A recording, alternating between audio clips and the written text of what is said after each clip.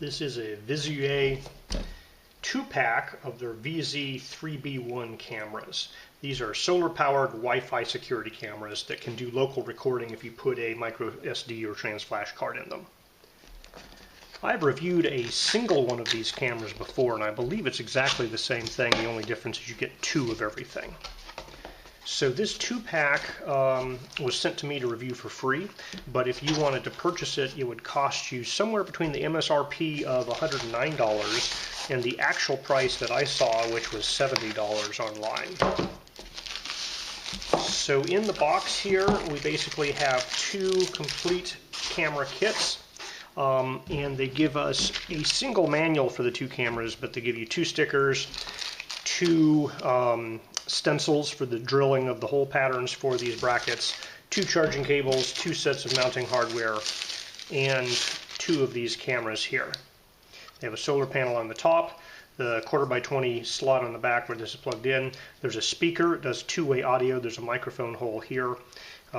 They have a little piece of tape with this protective plastic and then another little piece of protective plastic over the PIR motion detector.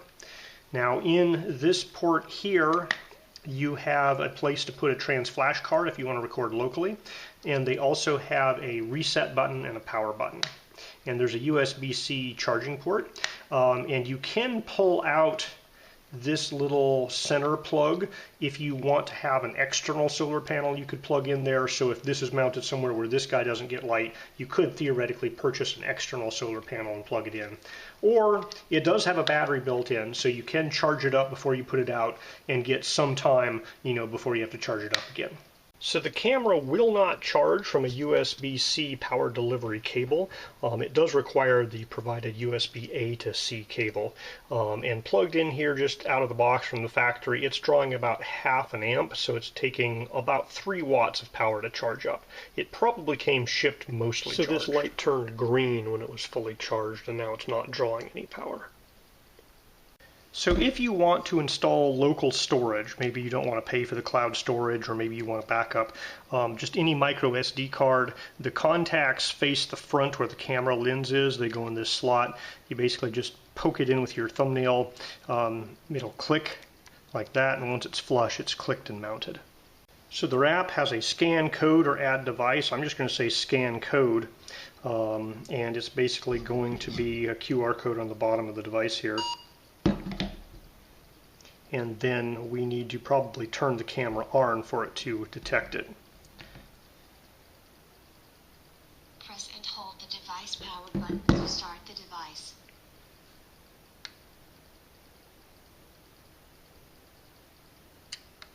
Alright, I heard a click, the red light came on, it's flashing, it went bling bling bling.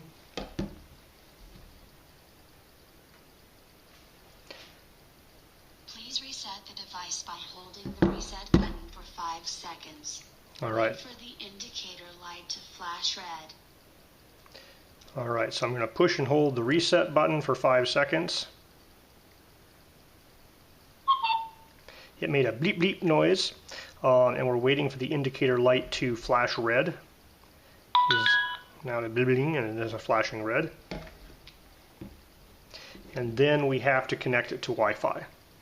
So it made a beep boop noise, it's connecting, it said please wait a moment. Alright, it says it has a 2-minute countdown here. It's going to try to connect to Wi-Fi, register with the cloud, and initialize the device. Alright, it was successfully added to the network. We add it to our house. It says we should charge it up before use. Camera and phone at the place of camera installation.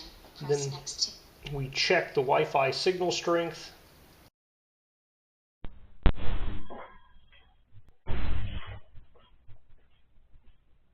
Every time I walk in front of the camera, I'm getting an alert message that's detected someone. I have a view here of that. Mute it. I'm getting feedback because we have the speaker and microphone so close together. I can push this hold to talk. Hello, testing, testing. And it comes out of there. So you can do 2-way intercom by pushing the hold to talk button. I can also hit screenshot or record. I can turn on the light that's on this thing right here, so you can turn a light on or turn the light off. I can also hit screenshot or record. I can turn on the light that's on this thing right here, so you can turn a light on or turn the light off. So they also have a siren, which isn't super loud, but it's definitely loud enough to let somebody know that, hey, we saw you there. But I've been pretty happy with the image quality from the camera. During the daytime it's great. At night the infrared view looks pretty clear, although it's black and white obviously. I have mine mounted right on top of a little piece of metal, so when the light turns on I get some glare back in the lens. I think if you had it mounted a little bit farther away from a wall that wouldn't be an issue.